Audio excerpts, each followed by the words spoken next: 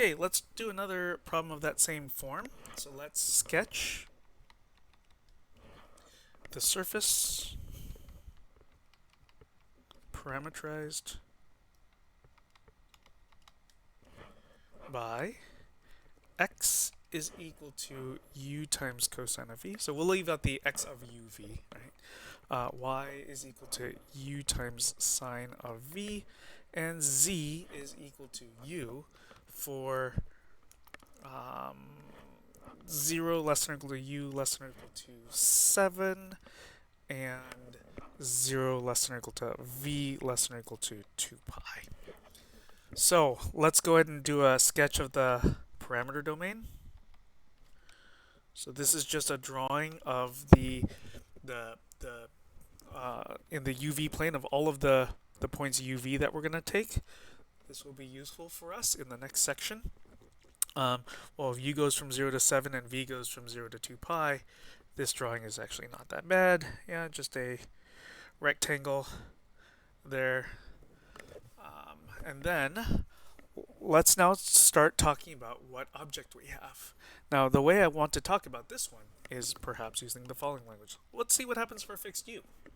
For a fixed value of u, in the xy plane, so look at what you have, ignore z for a second, but just in x and y, if you fix a value of u, u cosine v, and then u sine v, that should be a circle, right? So in the xy plane, we have circles. We have a circle, and I say circles plural because we're going to vary the value of u. U is not fixed to be a constant. U will take on any number between 0 and 7 in a moment, okay? So we have circles of radius. Radius keeps changing, but it's going to be u for whatever value u is. Now, let's think about this. Where else does that u appear? Does u appear? Well, it's right there, yeah? Z is equal to u. It's the z value. And so the thing is, for each value of z, which is the same number that u takes on, that ends up being the radius of the circle that we have. So actually here, the shape, can you guess what it is? The shape should be, the shape is a cone. Let's draw a picture of this. Okay, so we have here the surface that's being parameterized here looks like this. X-axis, Y-axis, Z-axis. And then we'll have here a cone.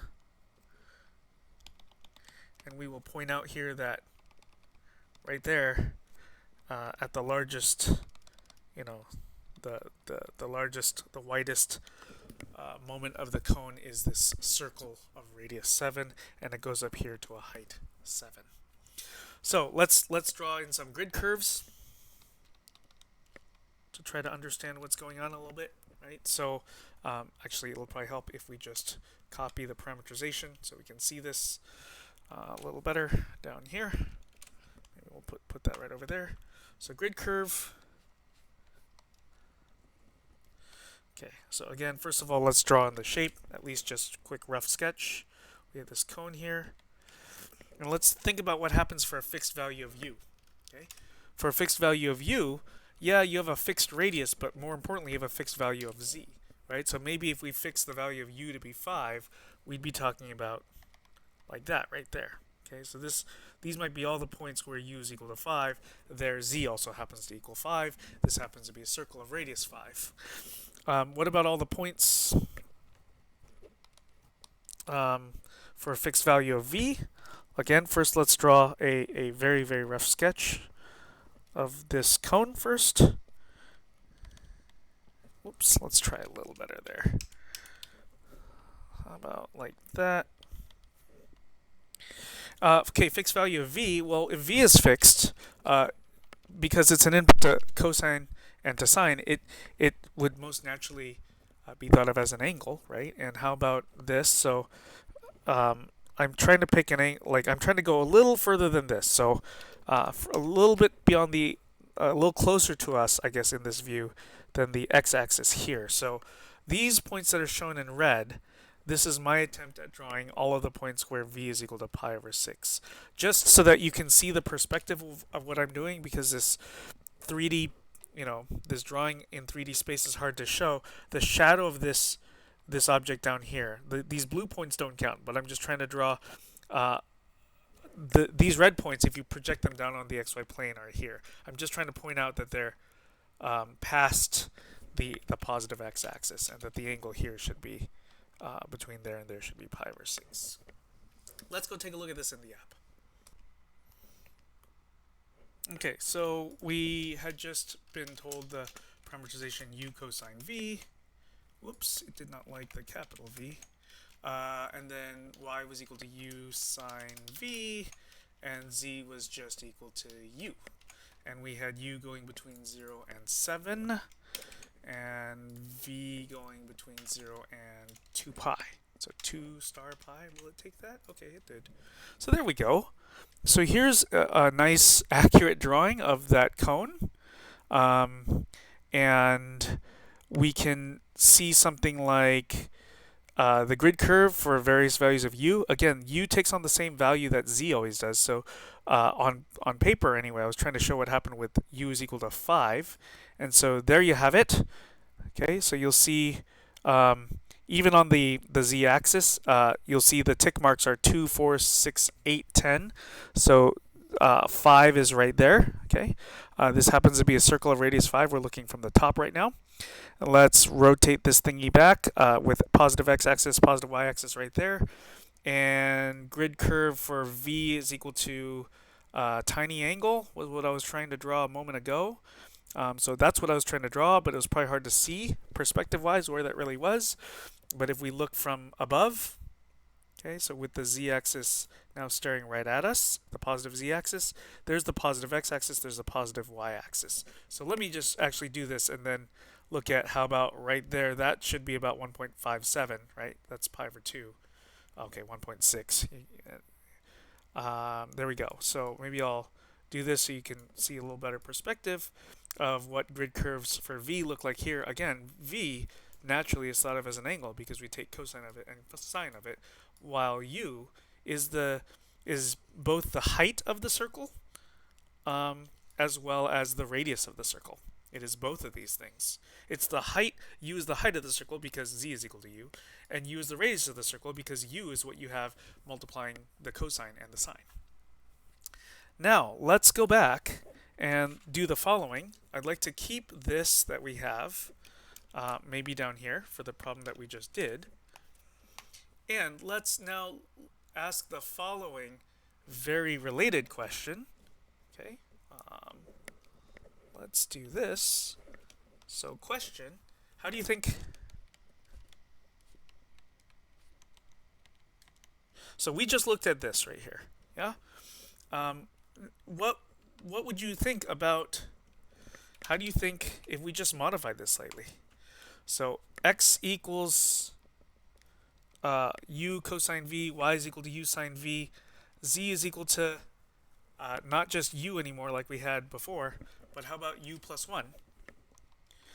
For still the same bounds, u going from 0 to 7 and v going from 0 to 2 pi.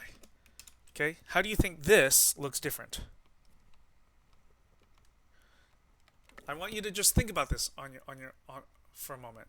Write a conjecture on paper yourself. What do you think this should look like?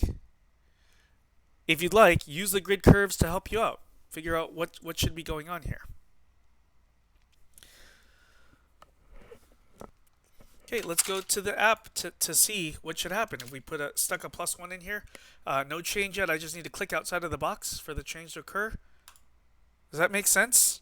That should happen, that the whole thing should go up 1 unit, and now the z value is not the same as the u value.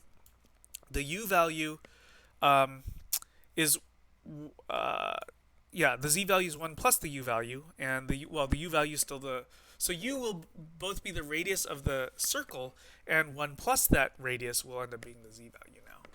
So I hope it makes sense that this goes up 1 unit. And then let's try one other thing. Let's also now tweak this, okay, and ask, just taking the existing parameterization of a surface, how do you think that looks different? You'll notice the difference is this 2 that we just drew in right here. So y is equal to 2 u sine v. How do you think this looks different? First, formulate your own conjecture. Think about it. Try challenge yourself to think about what that 2 is going to do. Okay, if the old y values before, okay, old y values, maybe I'll box them in red. Now the new y value is 2 times that. What do you think is going to happen? So let's go take a look using the app.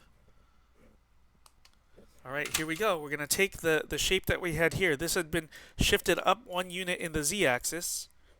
And now let's go ahead and stick that 2, multiplicative 2 here, and see what happens. I'm going to click outside, and now you're going to see it change. There we go. How's that look? Ooh, it got cut off funny due to how the bounding box is. So I'll use my scroll wheel to zoom out. So now we've zoomed out quite a bit, but I hope this shape makes sense to you. That at least, let's go from z positive. Look from the positive z-axis pointing straight at us. It's much wider in the in the y direction. Yeah, I can put this back, right? And then if we just from here, maybe let's just stick that 2 back in here. This is just stretched out in the y direction only. Yeah, so what's going on here is we have a stretch in the y direction only, and what that should end up creating is the following: is that the horizontal cross sections should be ellipses. They're ellipses. In fact, let's go back to the app for a second and just note here that in fact the grid curve for u, yeah, these are all ellipses. Just that the perspective might not make it the easiest to see that they're ellipses, but they're truly ellipses. They're just hovering above the xy plane, and changing the value of u just gives you a different ellipse here.